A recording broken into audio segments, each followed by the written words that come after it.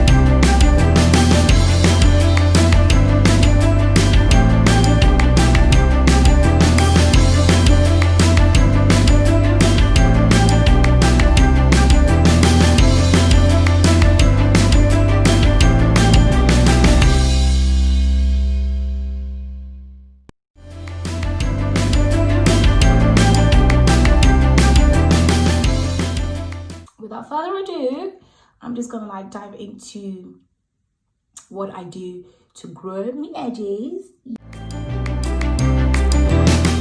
Yes, to grow my edges. First, I'll be going in with my oil that I've already mixed. Now, ideally, your oils should be in a dark bottle like this. Now, there are like, God knows, about maybe 7 different oils in this.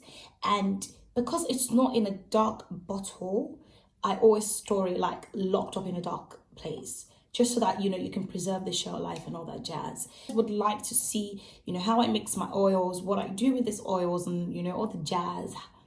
Please just put it out in the comments, because, you know, I want to give you, my ladies, what you want, not what I want. So we have the oils. It's very simple, guys.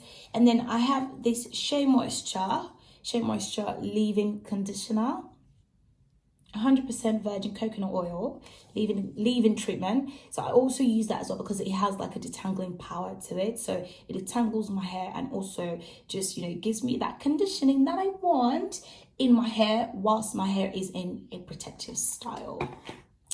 But what I've done is that I've put my Shea Moisture and what's it called, mixture. It's not even a mixture, but yeah, it is a mixture though. But yeah, I've put my Shea Moisture content. I put that in this glass bottle, this dark glass bottle.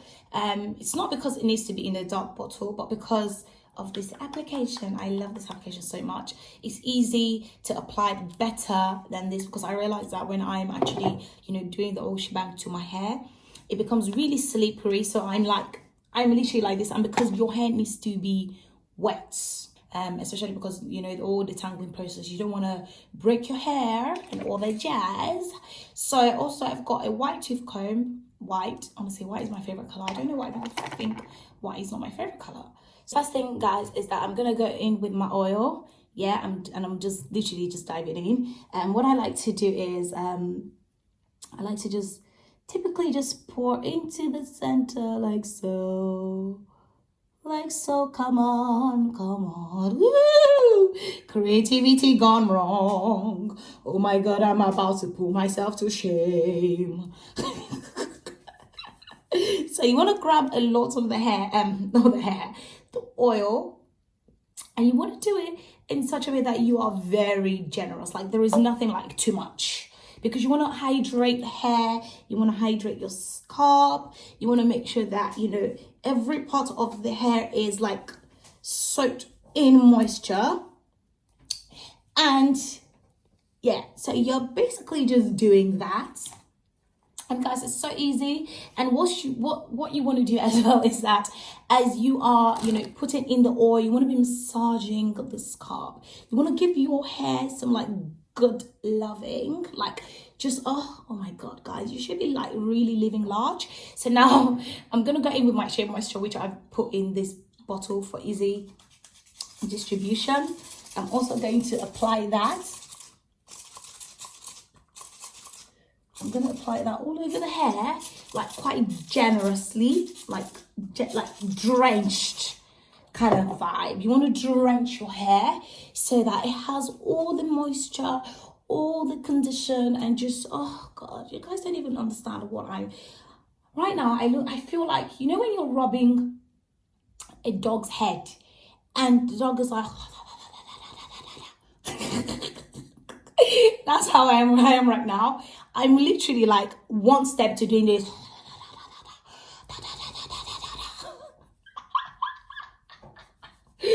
It feels so good. And I know some of you guys are thinking, oh, so this is how I'm literally just going to grow my edges. How do I not know about this? That's because, girl, you don't read. You don't read. Knowledge is power. So yeah, you want to make sure that your scalp is well moisturized. Also, you also want to make sure that you are massaging your hair, your scalp, because it's in the massaging that you have blood circulation, if that makes sense. So if you are always massaging your hair, like God knows, 2, 3, 4 times a week, sis, your hair is going to grow. It's going to have an exponential growth. Yes, I said it. So I'm going to take my bow bristle brush. There's a hard part, there's a soft part. I'm going to go in with the hard part because, guys, I'm trying to get in a lot of like kind of like massaging streaks on my scalp. And no, it does not break your hair. The only reason why your hair is going to break is if it's dry. Like if your hair is dry like cornflakes, sis, your hair is going to break like cornflakes. Yes. I'm also going to show you what the back looks like. So my hair is looking very, very fluffy. Yes, honey. Yeah, enjoyment over. So now what I'm going to do is I'm going to just braid this into my protective style like I normally would, because I'm about to slay for you girls. I'm about to slay, put on a nice wig and just change my accent, change my name, because right now I'm still taller. I really, really need to be like taller. So